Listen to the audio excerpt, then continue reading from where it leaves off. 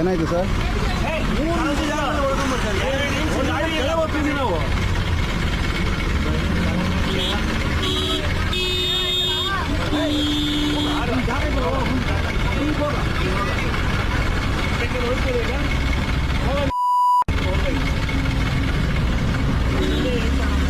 ನಾವು ಜಾಗ ನೋಡಿ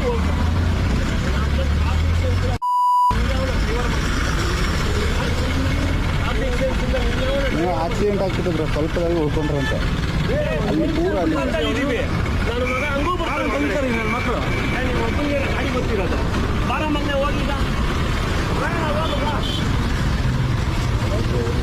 ಸ್ಪೀಡಾಗಿ ಬಂದ್ರ ತುಂಬಾ ಅವ್ರು ಸ್ಪೀಡಾಗಿ ಬಂದ್ರ ರಾಜ್ಕುಮಾರ್ ಅಂತಾರ ಬರ್ತಾನೆ ಹೋಗ ಈಗ ಇದೇ ಗಾಡಿಯವನು ತುಂಬ ಸ್ಪೀಡಾಗಿ ಬಂದಂತೆ ಸ್ವಲ್ಪ ಅಷ್ಟರಲ್ಲೇ ಅವ್ರದ್ದು ಪ್ರಾಣ ಉಳಿತಂತೆ, ಇಲ್ಲ ಅಂದರೆ ಫ್ಲೈಓವರಿಂದ ಆಚೆ ಅಂತಂತೆ.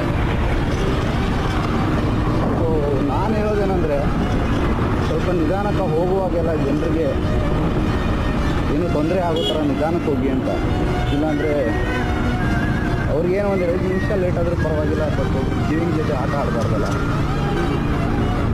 ನೆಕ್ಸ್ಟ್ ಯಾರು ಹೋದ್ರೂ ಸ್ವಲ್ಪ ನಿಧಾನ ಮತ್ತು ಸೇಫ್ ರೈಡ್ ಮಾಡಿ ಅಷ್ಟೇ.